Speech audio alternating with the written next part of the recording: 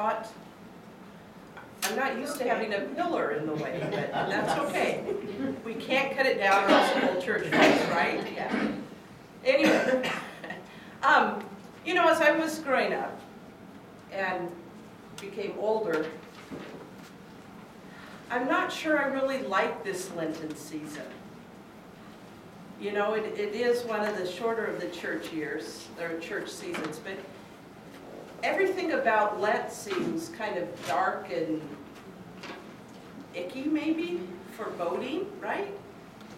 The scriptures don't seem to have as much good news as other seasons of our church year.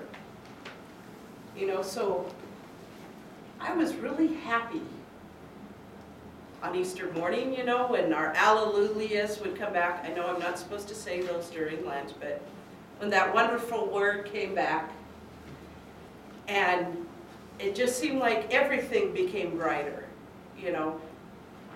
The outside, the grass turns green, and we start having new animals, and even our scriptures all of a sudden take on this new brightness.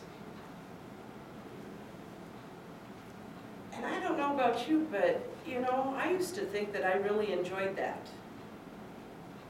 But is our life all brightness and joy like that? Or should we take some of our time and really live into these scriptures that we hear during Lent? This is a journey of reflection, a journey for us to really take a look at our hearts and see what's inside them, and to think about our relationship with God. Some colleagues and I, this last week, were talking a little bit, and it got me thinking about our reading from Isaiah. We got to talking about foods, so you can see why it reminded me of Isaiah, all this good food. But you see, what we got to talking about was good foods versus bad foods, right? If the kids were here, I'd ask them, do you like pizza better or liver and onions?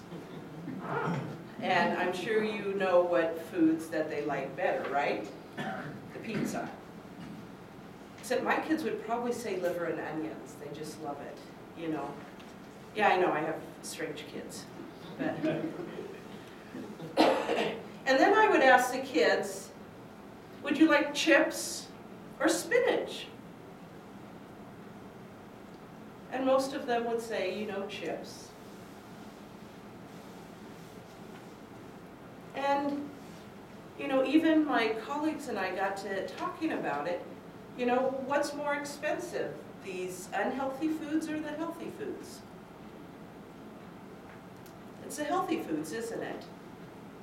To eat healthy costs us more.